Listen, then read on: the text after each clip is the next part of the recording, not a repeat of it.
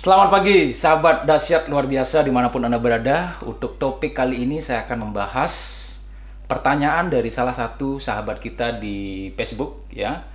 Nah, pertanyaannya itu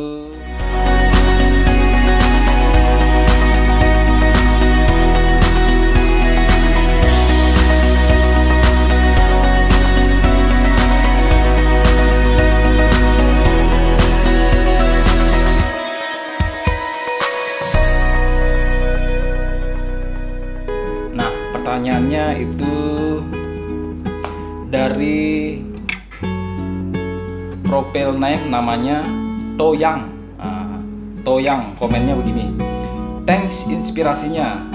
Tapi kenapa di dalam hidup harus terus mengalami masalah? Nah, ini cukup menarik sahabatku.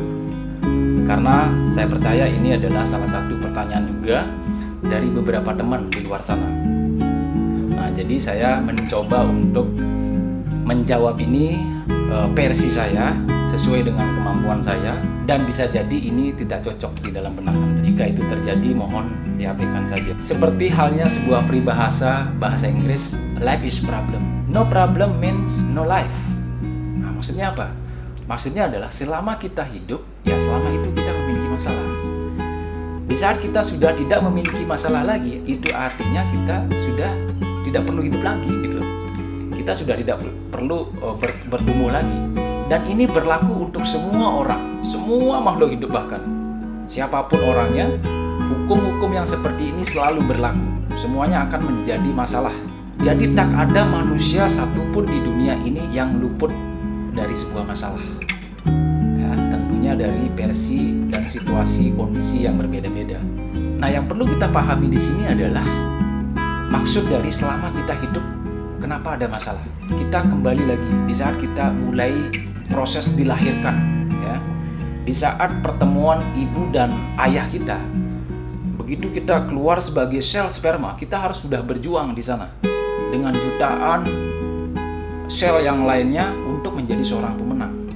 Dan itu sudah mulai memunculkan sebuah masalah.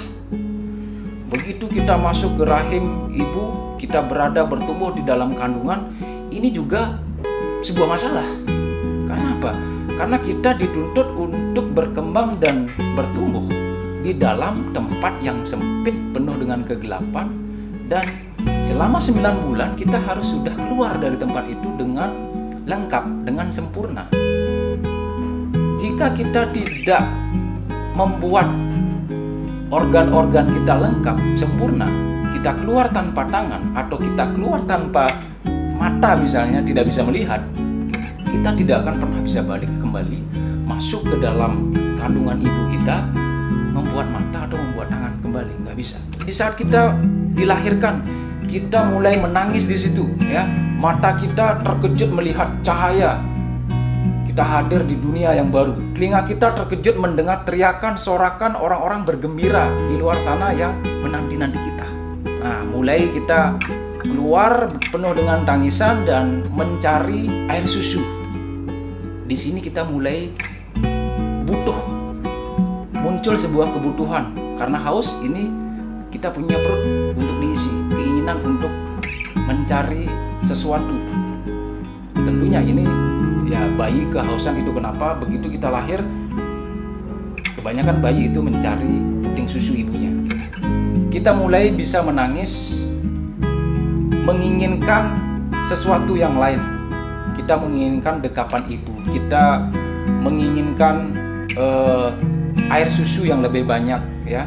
Kita mulai merasa lapar. Ini akan menjadi masalah di saat kita lambat mendapatkan air susu tersebut. Nah, selanjutnya di saat kita mulai belajar merangkak, belajar berjalan, belajar berbicara, terus tumbuh dewasa, muncul mulai keinginan-keinginan yang lainnya, muncul mulai nafsu-nafsu yang lainnya.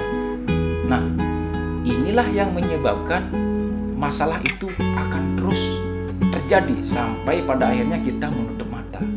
Karena apa? Karena ada beberapa saudara-saudara yang ikut lahir di dalam dunia ini bersama diri kita, dan itu jarang kita sadari. Jarang kita sadari, jarang orang-orang menyadari bahwa kita terlahir itu nggak sendiri. Kita memiliki saudara-saudara yang lain. Bahkan di dalam sastra sendiri itu disebutkan ada beberapa musuh. Nah, saya lebih baik menyebutnya sebagai saudara. Nggak apa-apa sastra di situ menyebutnya sebuah musuh, ya. Nah, saudara-saudara ini yang perlu kita sadari. Siapakah beliau? Nah, apakah itu? Beberapa diantaranya ada kemalasan, ada ketakutan, ada kesombongan di situ, ada emosi, maksudnya kemarahan, ada ego, ada keserakahan, greedy, ya. Ada juga keinginan yang berlebihan, ya, keinginan yang berlebihan yang tidak kita miliki, orang lain miliki, kita ingin kita miliki. Dan halusinasi ini juga sangat berbahaya. Dan saudara-saudara yang lainnya, ini perlu kita sadari sebagai seorang manusia lahir di dunia ini, kita selamanya akan hidup berdampingan dengan mereka. Jadi kita sendiri harus mengenal siapa mereka, bentuknya seperti apa, dan bagaimana kita bisa berteman akrab dengan mereka. Bahkan kita sendiri yang mengelola mereka menjadi satu manfaat untuk diri kita sendiri, untuk perkembangan diri kita sendiri, untuk pertumbuhan kita, untuk menjadikan diri kita itu memiliki kapasitas untuk terus bertumbuh, go to the next level, naik kelas, ya banyak teman-teman menyatakan itu, ayo kita naik kelas setiap tahun. Nah, ini perlu kita sadari di sini. Nah, saudara-saudara inilah yang menyebabkan di saat kita tidak menyadari mereka, orang-orang miskin itu akan berkutat memenuhi kebutuhan-kebutuhan pokok, memenuhi kebutuhan-kebutuhan dasar, dan keinginan-keinginan lanjutan yang notabene itu dipandang sebuah masalah. Ada sebuah quotes yang keren banget dalam bahasa Indonesia, ya. Itu kalimatnya begini: masalah tidak akan menjadi masalah di saat kita tidak mempermasalahkannya. Nah, ini yang paling penting, itu perlu digarisbawahi, ya. Silakan teman-teman di post dulu dan ulangi di dalam diri, dan ini menjadi quotes terpopuler saya, itu masalah tidak akan pernah menjadi masalah di saat kita tidak mempermasalahkannya. Oke? Nah, begitu juga pada orang kaya. Orang kaya juga akan memiliki masalah. Mungkin saja mereka sudah mapan, mereka memiliki posisi yang bagus di perusahaannya atau jabatannya, tapi tidak menutup kemungkinan mereka tidak terlepas dari sebuah masalah, mungkin kesehatan, masalah emosi, masalah keluarga, ya, rumah tangga, atau masalah greedy-nya sendiri. Ya, greedy, tahu greedy, ya? Greedy maksudnya itu kembali keserakahan. Makanya bagi kita itu penting sekali untuk mengerti yang namanya manajemen of greedy management. Manajemen keserakahan. Kalau bahasa Balinya, di kampung kami itu namanya ngebog genah. Nah, itu bahasa Bali. Jadi manajemen keserakahan ini paling penting.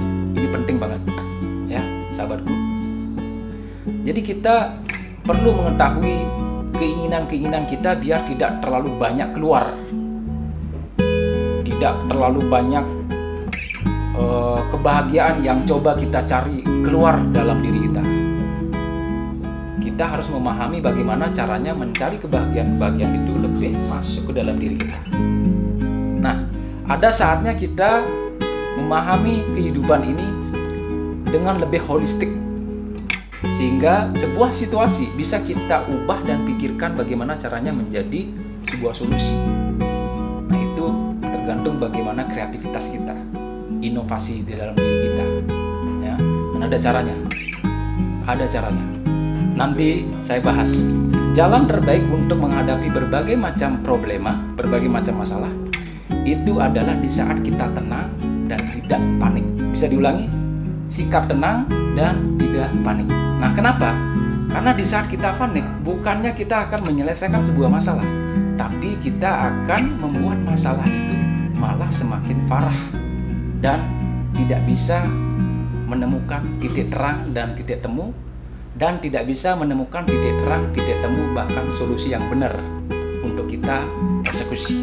Nah, caranya bagaimana? Baik, saya akan mencoba membahas ini biar tidak terlalu panjang di topik selanjutnya. Jadi itu adalah jawaban saya terhadap pertanyaan yang tadi, ya. Jadi ada saudara-saudara kita yang perlu kita ajak berteman, ya. Nanti akan saya bahas caranya biar kita tetap tenang dan tidak panik untuk menghadapi berbagai macam problema yang ada di dalam diri kita dalam kehidupan sehari-hari. Nah, itu akan menjadi judul nantinya. Oke, sahabatku yang dahsyat luar biasa, semoga bermanfaat. Jadi silakan bagi sahabat-sahabat, ya, kalau misalnya ini sekiranya bermanfaat, silakan di tag teman-temannya, berikan like dan komen di situ. Kalau misalnya ada pertanyaan-pertanyaan, saya akan sekiranya bisa menjawab, saya akan jawab dan menarik, ya. Saya akan jawab dengan bentuk video juga, ya, bentuk video selanjutnya. Dan alangkah bahagianya kalau misalnya teman-teman membagikan video ini kepada teman-teman yang lainnya, sehingga lebih banyak orang yang menerima manfaat dari video yang saya buat, ya. Dan saya juga akan merasa sangat berbahagia karena dalam kondisi yang seperti ini saya tidak bisa bergerak lebih luas, ya, hanya berada di Bali selama ini. Semoga dengan video ini kita bisa sedikit berbenah diri dan menarik kesimpulan bahwa kita harus hadapi semua masalah dengan ketenangan dan kedamaian. Tetaplah bersama saya dalam channel ini, Ajik Jen Saputra. Salam dahsyat luar biasa.